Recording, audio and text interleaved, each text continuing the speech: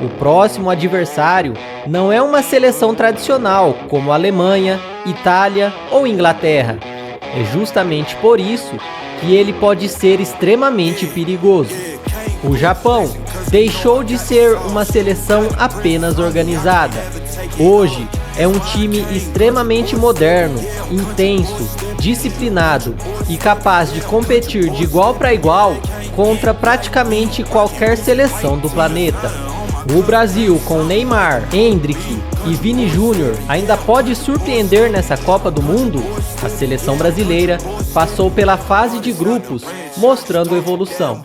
A equipe cresceu durante a competição, ganhou confiança e agora entra na fase em que qualquer erro pode significar eliminação. Mas existe um detalhe que muita gente está ignorando. Nas últimas Copas do Mundo, os japoneses provaram isso, derrotando gigantes e colocando medo em favoritos.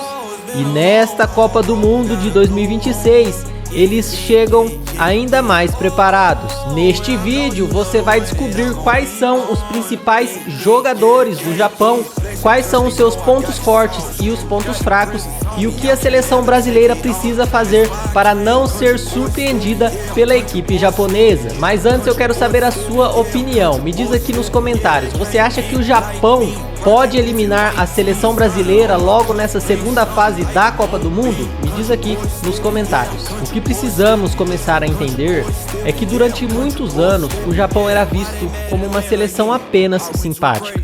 Jogava bonito, tinha organização, mas faltava qualidade para competir contra as grandes potências. Isso mudou completamente. O futebol japonês passou por uma verdadeira transformação. Nos anos 90, foi criada a J-League, o campeonato nacional e profissional. O investimento em categorias de base cresceu. Clubes passaram a formar jogadores pensando no futebol europeu. A Federação Japonesa criou um planejamento de décadas. O objetivo nunca foi disputar Copas. O objetivo era muito maior: ser campeão do mundo. Parece muito ousado, mas esse é um projeto que o Japão tem há vários anos. Cada geração foi preparada para elevar o nível da anterior. Hoje, praticamente todos os principais jogadores japoneses atuam nas principais ligas da Europa. Isso fez a seleção crescer em velocidade, intensidade e inteligência tática. Poucos países planejaram o futebol de forma tão estratégica quanto o Japão. Enquanto muitas seleções vivem apenas do talento natural, os japoneses apostaram em ciência. Investiram em formação de treinadores, centros de desenvolvimento, análise de desempenho, tecnologia, preparação física, psicologia esportiva, intercâmbio internacional. O resultado começou a aparecer. Primeiro, vieram boas campanhas em Copas. Depois, vitórias sobre gigantes. E hoje, ninguém mais considera o Japão um azarão.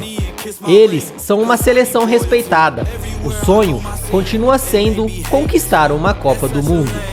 Talvez isso ainda demore, mas o caminho está sendo construído há décadas. Mas afinal, como o Japão joga? O principal ponto do Japão é a organização. É muito difícil encontrar espaços. Quando perde a bola, todos pressionam imediatamente. É uma pressão coordenada, não é correria. Cada jogador sabe exatamente onde deve estar. Com a bola, o Japão prefere passes rápidos, poucos toques, muito movimento, troca constante de posições, laterais que atacam bastante, os pontas entram por dentro, os meio-campistas aparecem para criar superioridade numérica. Outra característica importante é a intensidade. Os japoneses praticamente não param de correr durante os 90 minutos. Mesmo no final da partida, continuam pressionando. Esse ritmo costuma incomodar seleções acostumadas a controlar o jogo com posse lenta. grande parte do elenco atua na Europa. Isso aumenta muito o nível da equipe. Os jogadores chegam acostumados a enfrentar atletas de elite toda semana. O ataque costuma explorar muita velocidade. Os pontas são agressivos no 1 contra 1. Os meio-campistas aparecem bastante na área. Além disso, os defensores têm boa saída de bola. É um time que evita rifar a bola. Prefere construir de trás. Mas o que mais pode preocupar o Brasil nessa seleção japonesa? O Brasil precisa tomar muito cuidado com 3 fatores. O primeiro deles é a marcação-pressão. Se os brasileiros errarem na saída de bola, o Japão recupera rapidamente. O segundo é a velocidade pelas laterais. Os japoneses atacam muito pelos corredores. Eles aproveitam qualquer espaço. O terceiro ponto é o aspecto psicológico. O Japão joga sem medo, não sente o peso da camisa do adversário. Foi assim contra grandes seleções nos últimos anos. Eles acreditam que podem vencer qualquer um, e isso muda completamente a postura dentro de campo. E onde o Japão pode sofrer e quais os pontos que a seleção brasileira pode explorar? Apesar da excelente organização, existem pontos vulneráveis na seleção japonesa. Quando enfrenta jogadores muito fortes fisicamente, o Japão pode sofrer, principalmente em bolas aéreas. Outra dificuldade aparece quando o adversário consegue acelerar as transições. Se o Brasil recuperar a bola e atacar rapidamente, pode pegar a defesa japonesa desorganizada. Além disso, jogadores muito talentosos no 1 contra 1 conseguem quebrar a linha de marcação. É exatamente aí que atletas como Vinícius Júnior, Neymar, Endrick e outros jogadores ofensivos brasileiros podem fazer a diferença. E como o Brasil deve então jogar contra o Japão? A equipe brasileira pode entrar em campo acreditando que vencerá apenas pela tradição. Contra um adversário tão disciplinado, isso seria um enorme erro. Será necessário muita concentração, circular a bola com velocidade, evitar perdas no meio-campo, explorar a qualidade individual, atacar os espaços deixados pelos laterais japoneses.